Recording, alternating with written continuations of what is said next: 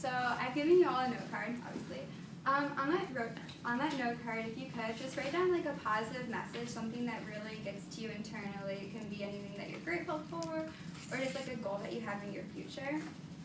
By doing this, I hope that you are able to look like throughout the duration of my speech, just if you hear something that resonates with you or reminds you of your certain message, go back to it and just think about it deeply. And hopefully by doing this, you'll be able to learn about the emotional benefits that yoga has on your spirit. So as I was watching the documentary Happiness Is, I felt both curious and uncomfortable. I was curious to see if that they would be able to come up with a generalized statement in such an abstract sensation. What is happiness? I was uncomfortable because what if they could? What if happiness was able to be defined universally? I like to think of myself as an individual with individual needs and perspective on life.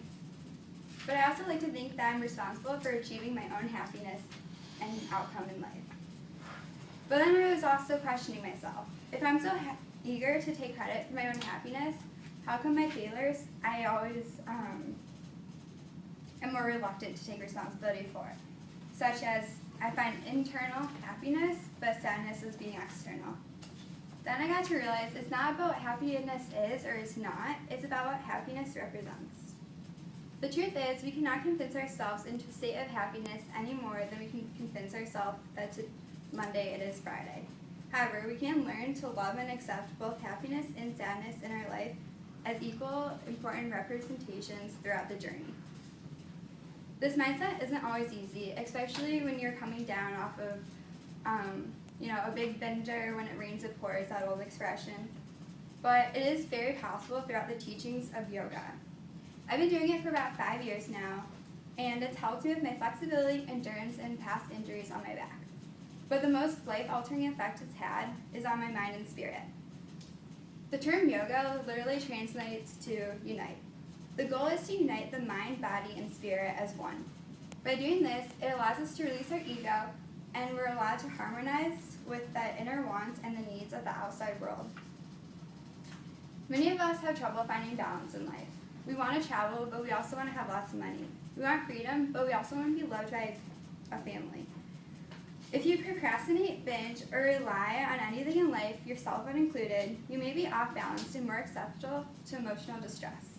Today I want to talk to you about how you can avoid this by using 3 of the 7 spiritual laws in yoga. Each law is represented by a day in the week, and it's supposed to be practiced within its corresponding day. The 3 laws that I found most helpful have been Sunday, Tuesday, and Friday. Sunday is the law of pure potentiality, Tuesday is the law of karma, and Friday is the law of detachment. So as your note card, I want you to think of it as being a pose, since obviously it would be pretty silly to have you guys get in poses. For 3 to 4 minutes, advanced yogis try to get the best that they can for their pose, and the deeper you go and the longer you hold it, the more benefit you get out of it. So as you're listening to these laws, just think about how your message relates to each one. The law of pure potentiality means that you have and always will be pure. You have an internal reference inside your body. No matter your experience in life, it's always going to be consistent with you. Many of us wear different masks, such as we're a lot different at a party than how we are in a classroom. However, your true self is what is found internally and not based upon your experiences in life. Your mask seeks approval from others and is more judgmental and compares you to other people. However, your internal self is free from these comparisons and realizes that the only job we have in life is to live in peace with one another. Then there's the law of karma. The law of karma is also a cause and effects moments in life. Every action creates an energy that is sent directly back to us. Some view this as being imprisonment to our own decisions in life, but if we look back at the law of potentiality, we realize that our internal self is free from any kind of imprisonment, and anything is made possible. So for instance, 5 years ago I started doing yoga, but it was only 3 years ago that I came to ASU, and 1 year ago that I made the decision to be a communication major. So as an instance, I made a decision 5 years ago, and that's kind of what led me brought here today. So there's no coincidence in life. you just have to be kind of aware of the choices that you make and how it affects your life as a whole. And then finally, there's the law of detachment. This is the most important law, but also the hardest to grasp. It states that if you have your happiness based on anything but your internal self, you'll have insecurities about that happiness, because it can be lost at any given point if it doesn't come from yourself.